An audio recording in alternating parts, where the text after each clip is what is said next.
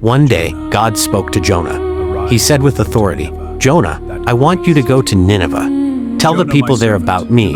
Tell them to turn away from their bad ways and live in a way that pleases me." But Jonah didn't want to go. He didn't like the people of Nineveh, and he didn't want to deliver God's message. So, instead of obeying, Jonah ran away. He hurried to the harbor, found a ship, and hopped on board, thinking he could hide from God. The sea was calm at first, but suddenly, whoosh, a tremendous storm arrived.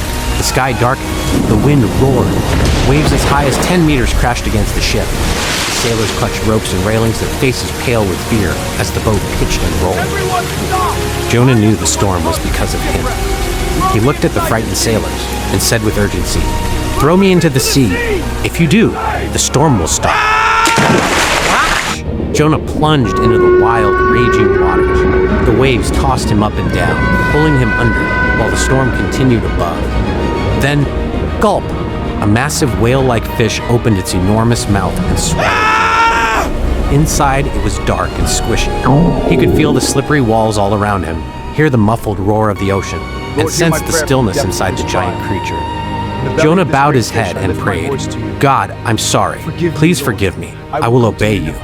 He stayed there for 3 long days and 3 long nights, thinking about his choices, reflecting on God's mercy, and finding hope in his prayers. And then, God forgave Jonah. The fish swam to the shore and, with one powerful motion, spat him out onto dry land. Jonah gasped, soaked and trembling, but alive. This time, Jonah listened. He traveled to Nineveh and shared God's message.